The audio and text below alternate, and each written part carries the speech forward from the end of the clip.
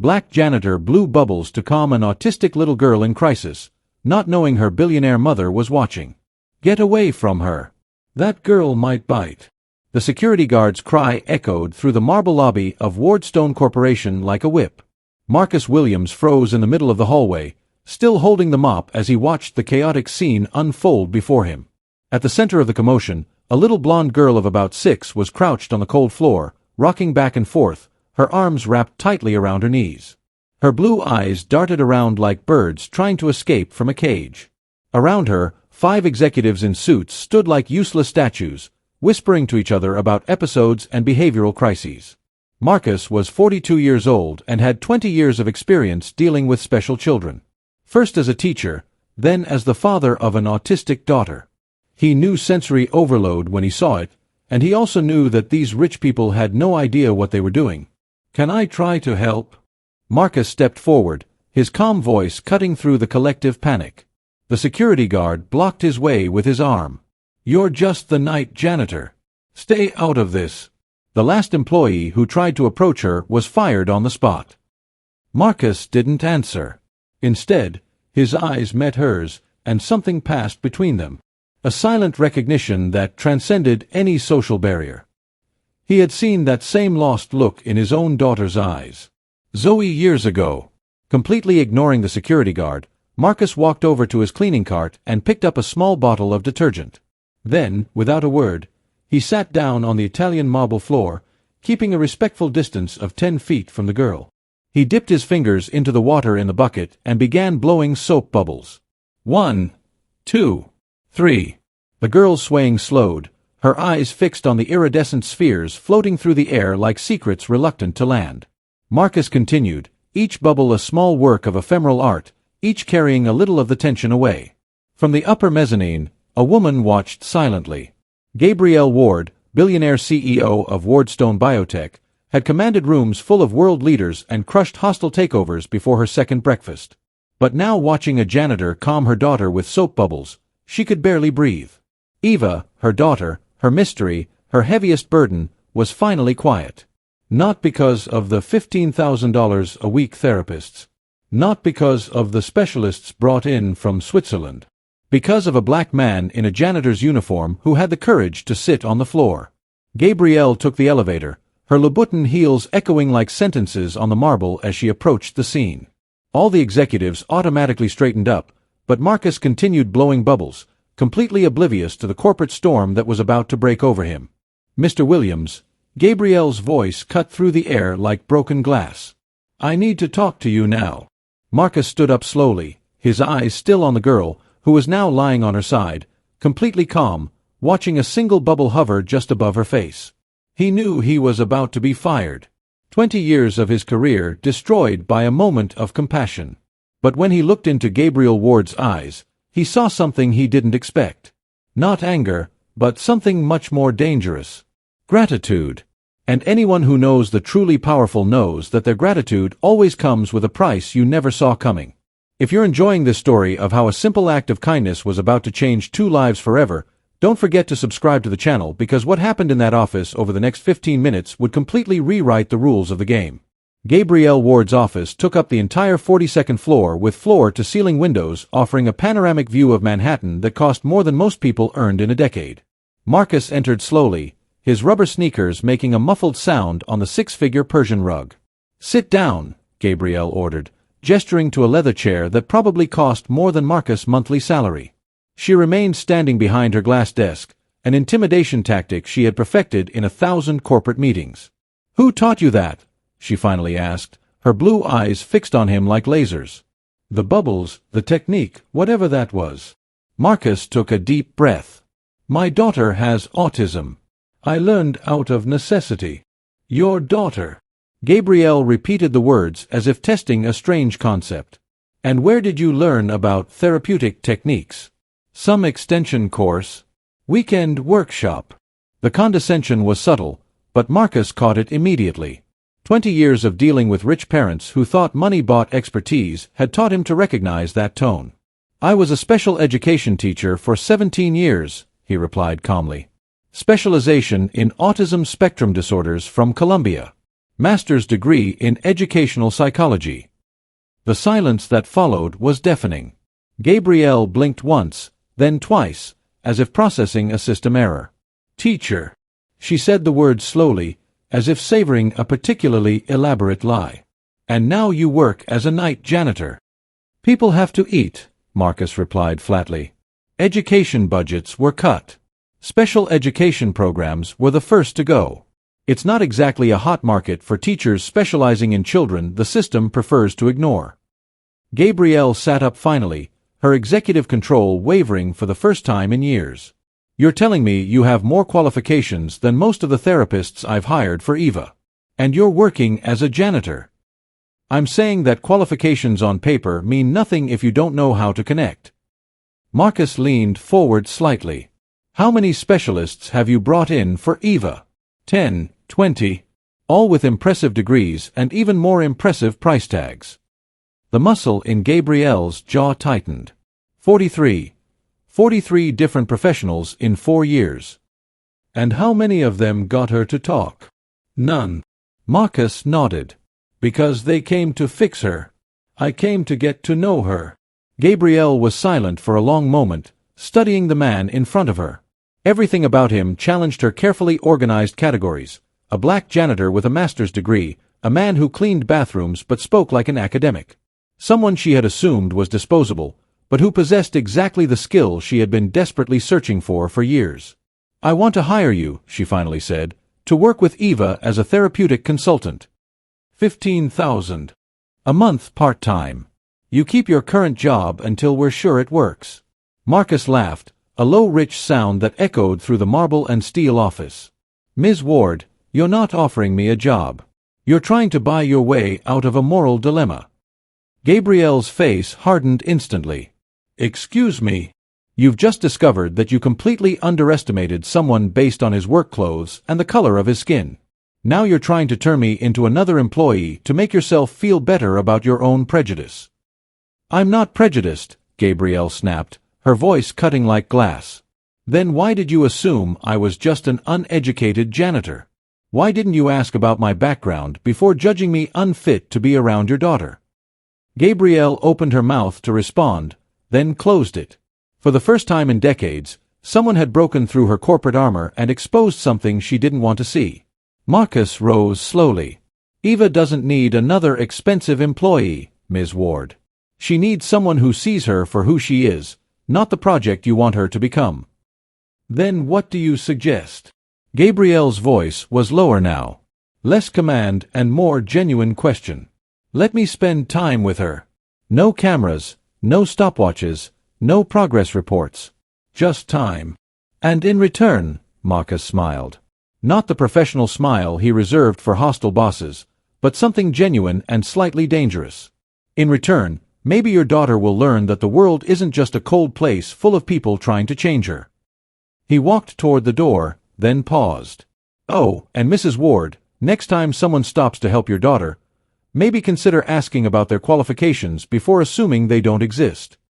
The door closed with a soft click, leaving Gabrielle alone with a realization that bothered her more than any defeat in court or loss on the stock market. She had found exactly what she was looking for in the last place she would have thought to look, and she had almost lost it because of her own prejudices.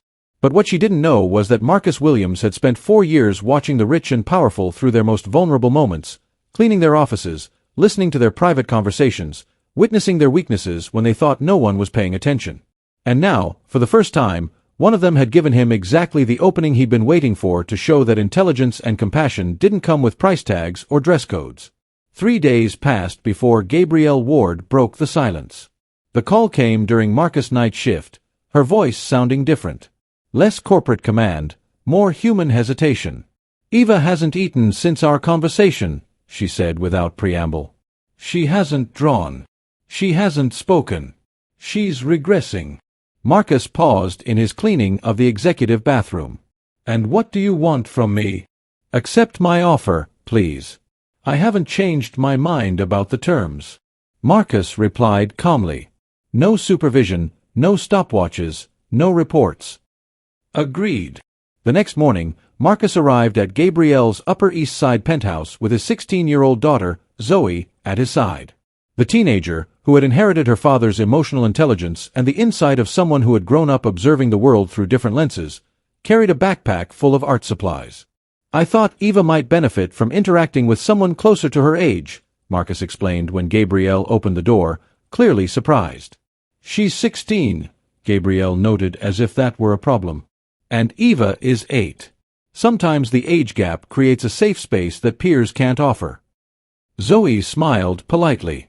"Hello, Mrs. Ward. My father told me about Eva. I brought some materials that might interest her."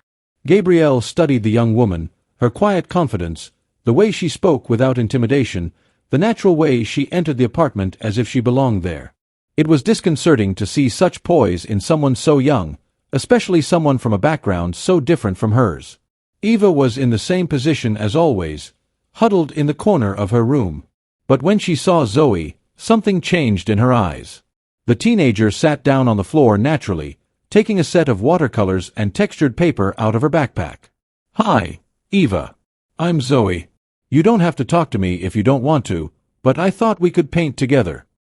What happened over the next 2 hours left Gabrielle completely disarmed. Not only did Eva approach Zoe, she began mixing colors, creating shades she had never tried before. And when Zoe began telling stories about the colors, how blue was the sky wanting to hug the earth? How yellow was the sun laughing? Eva whispered her first word in days. "Orange." "That's right," Zoe smiled. "Orange is when red and yellow decide to dance together." Marcus watched from the doorway, making mental notes not only about Eva, but about Gabrielle's reactions. The woman was discreetly filming with her cell phone, a corporate habit of documenting everything, but also something deeper. For the first time, she was seeing her daughter not as a problem to be solved, but as a person being understood. But the peace didn't last long. "Mrs. Ward." The voice came from the intercom. "Dr. Peton is here for his scheduled session with Eva." Gabrielle's face hardened. "I completely forgot." Dr. Harrison Peton was exactly the kind of expert Gabrielle used to hire. Harvard degree, expensive suits, obscene fees, and an arrogance that filled any room before he even entered it. At 52, he had built a lucrative career treating the children of the elite, charging $15,000 a session to apply techniques he could have learned from any basic manual. "Gabrielle, dear." He entered the apartment as if he owned the place, barely noticing Marcus and Zoe. "Let's see how our little Eva is progressing today." He stopped when he saw the scene on the floor. Eva painting calmly alongside Zoe. Marcus sitting nearby taking notes in a worn notebook. "What is this?" Peton asked, his voice heavy with professional disdain. "Who are these people?" "Dr. Peton. This is Marcus Williams and his daughter Zoe. They're helping Eva." Peton let out a laugh that sounded more like a bark. "Helping? Gabrielle, you can't just let anyone interact with a child who needs specialized care. That's irresponsible and potentially harmful." Marcus rose slowly, his height becoming more apparent. "Dr. Peton, isn't it? I've read some of your articles. Interesting how your revolutionary techniques are almost identical to the standard practices we teachers were using 10 years ago. Teachers." Peton laughed again. "Ah, so you're one of those? Let me guess. Special education, some community college. You believe that love and patience solve everything. Columbia, master's degree in educational psychology. 17 years of practical experience.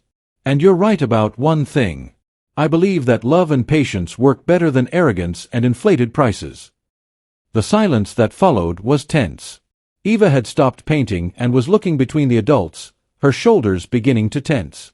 "Gabrielle," Peton said, his voice now icy, "if you want to continue with my services, I must insist that you keep amateurs away from Eva's treatment. This is completely unprofessional." Gabrielle looked at Eva, who had instinctively moved closer to Zoe, then at Marcus, who remained impressively calm in the face of the obvious hostility, and finally at Peton, whose posture radiated the kind of authority she had respected for years without question. "Dr. Peton," she said finally, "perhaps we can schedule another day." "If that's how you want to conduct your daughter's treatment," he replied, picking up his leather briefcase. I can't be held responsible for the results. When this experiment fails, and it will fail, my phone number will remain the same." After he left, the apartment fell silent.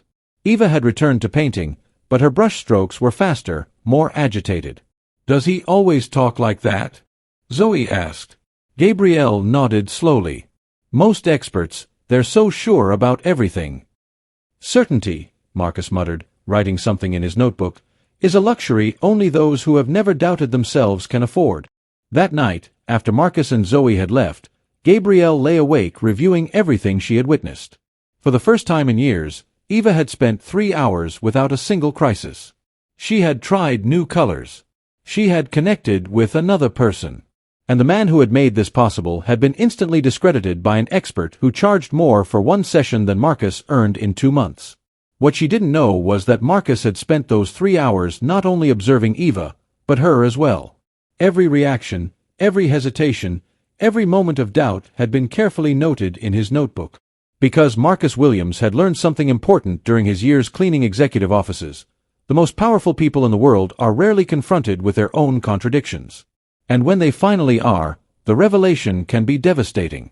As he walked through the dark streets toward the subway, Marcus opened his phone and sent a message to a contact he hadn't used in months. "I need a favor tomorrow night. It's about that project we discussed." The reply came within seconds. "I thought you gave up on that idea." "I gave up a lot of things when my wife died, but some battles are worth fighting, especially when you finally find the right battlefield." The emergency meeting of the Wardstone Biotech Medical Board took place on a gray Thursday, called by Dr. Peton after he discovered that Marcus had been formally hired as Eva's therapeutic consultant. The conference room smelled of expensive coffee and bruised egos. "This is absurd." Peton slammed his papers down on the glass table. "A company of Wardstone stature cannot allow unqualified charlatans to compromise serious medical treatment." Dr. Miranda Foster, a child neuropsychiatrist, nodded vigorously.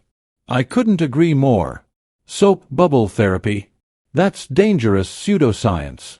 Gabrielle sat at the head of the table, her laptop open, but her attention was divided between the discussion and the photos she was receiving from Eva.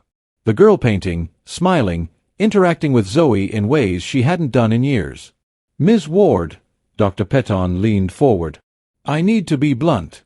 If you continue with this experiment, I can no longer associate my name with Eva's care. My professional reputation is at stake." "Your reputation," Gabrielle repeated slowly. "Based on what results exactly, Dr. Peton?" The silence that followed was uncomfortable. In 2 years of treatment, Eva had shown no significant progress under Peton's care. Then the door opened and Marcus entered, wearing not his janitor's uniform but a simple suit and carrying a leather briefcase. Behind him was an elegant, gray-haired woman whom no one recognized immediately. "Mrs. Ward, thank you for allowing me to participate in this discussion," Marcus said calmly, completely ignoring the hostile looks around the table. "You weren't invited," Dr. Foster hissed.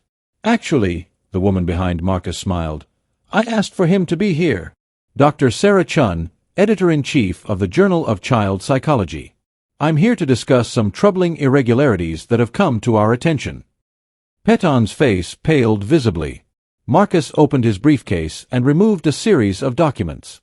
"During my 4 years working in this building at night, I have had involuntary access to many conversations and documents. Initially, I ignored it, but when I noticed the pattern, I began to document it." He slid photographs across the table. "Dr. Peton, these are copies of your reports on Eva from the last 18 months. All identical, just with different dates.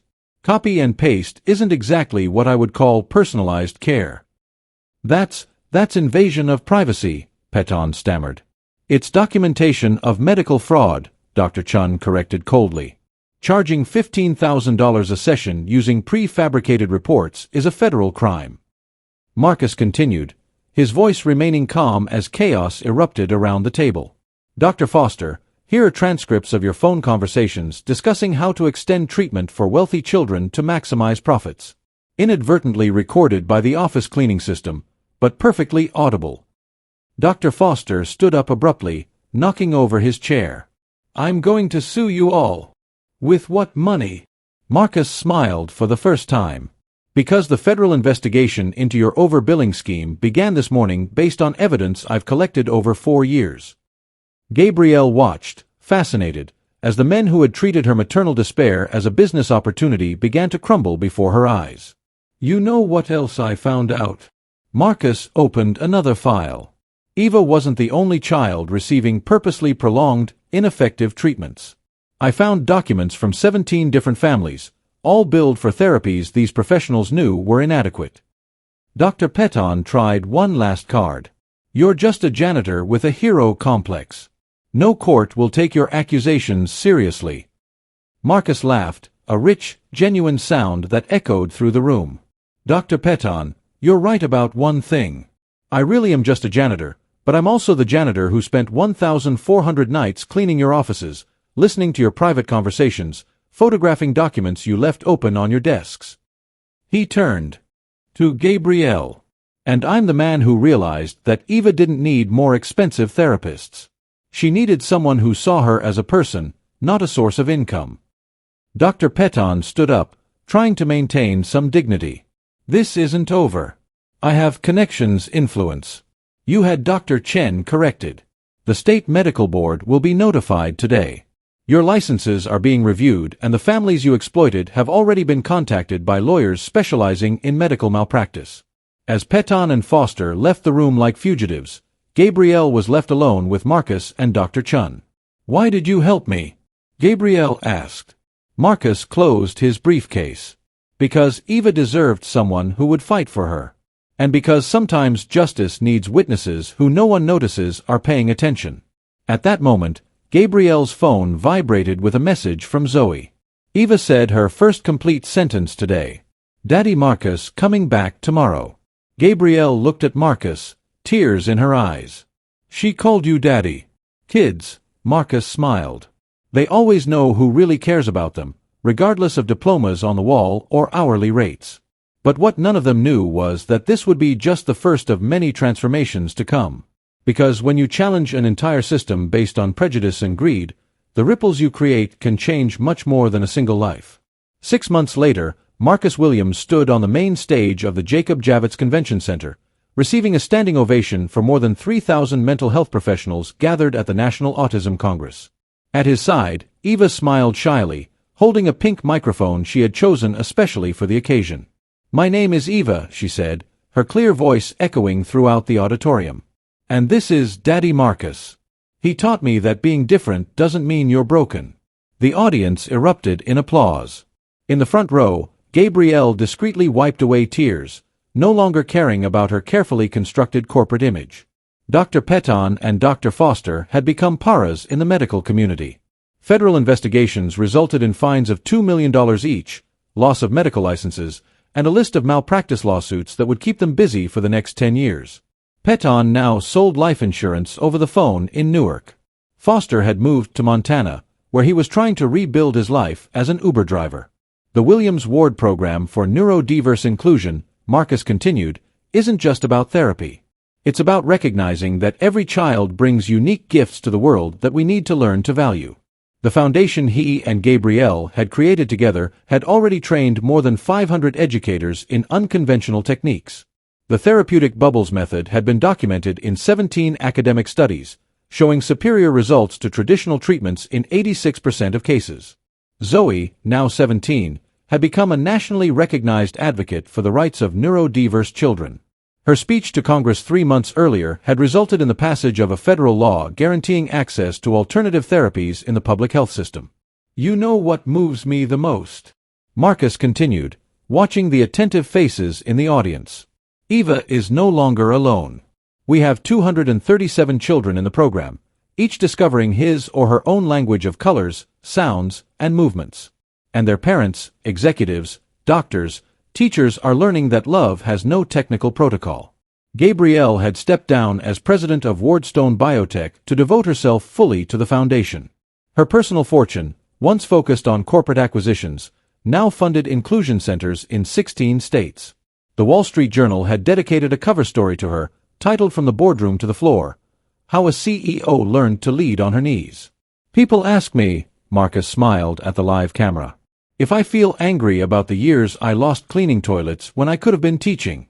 The truth is, those years taught me something no university could. How to observe, how to listen, how to recognize value where others see only invisibility. Eva stepped up to the microphone again. Daddy Marcus says, "We're all works of art.